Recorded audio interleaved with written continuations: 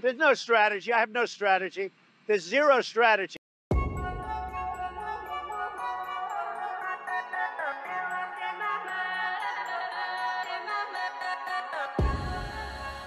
Comment Zeus va-t-il punir l'humanité ?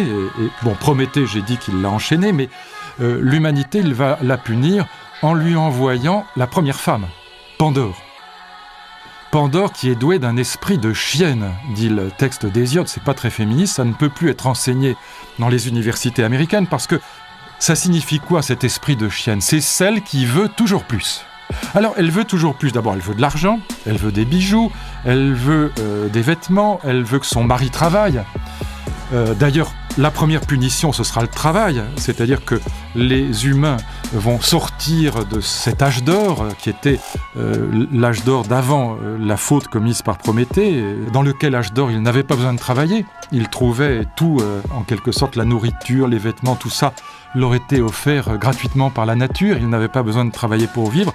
Là, ils vont se mettre à travailler, et la raison pour laquelle ils vont se mettre à travailler, c'est que Zeus a enfoui les graines dans la terre, avant que tout était dehors, si je puis dire. Il a enfoui les graines dans la terre, et puis surtout, il leur a collé Pandore sur le dos. Pandore, c'est une femme sublimissime. Pandore, en grec, ça veut dire qu'elle a tous les dons. Chacun des dieux lui a fait un don. Héphaïstos lui a offert un diadème magnifique, Athéna lui a donné le don de séduire les hommes, elle lui a donné aussi des vêtements ravissants, Aphrodite s'y est mise, enfin tout le monde s'y est mis, Pandora, elle a tous les dons. Mais cette femme est une femme de synthèse, si je puis dire, mais c'est la première femme. Avant, les hommes naissaient de la terre, il n'y avait que des hommes, il y avait des déesses, mais pas de femmes. Et il envoie donc Pandore, qui est une femme sublimissime, ravissante, mais qui est une chienne. L'esprit de chienne, ça veut dire qu'elle veut toujours plus, je disais, sur le plan matériel, elle veut de l'argent, mais aussi sur le plan sexuel. Elle peut avoir 10 orgasmes de suite, alors que le malheureux mâle, quoi qu'il en dise, il s'arrête assez vite. Elle ne s'arrête jamais. Et donc elle épuise les hommes. Elle est là pour les fatiguer, pour les épuiser, pour les punir. Et puis surtout, il l'envoie à Épiméthée. Épiméthée, toujours crétin, évidemment tombe fou amoureux de Pandore. Hésiode raconte ça de façon merveilleuse, il tombe bret dingue de Pandore, alors que Prométhée lui avait dit « N'accepte aucun cadeau de Zeus, surtout pas, ce sera une vengeance ». Et Prométhée sait très bien pourquoi Zeus va chercher à se venger. Évidemment, Épiméthée réfléchit après coup, il tombe d'abord amoureux de Pandore, et Pandore, non seulement elle va faire travailler les hommes, non seulement elle va les épuiser sexuellement et à tous égards, mais en plus, Pandore, elle a une boîte avec elle. En fait, au début, dans le texte d'Hésiode, c'est une jarre, et puis un peu plus tard, ça deviendra une boîte.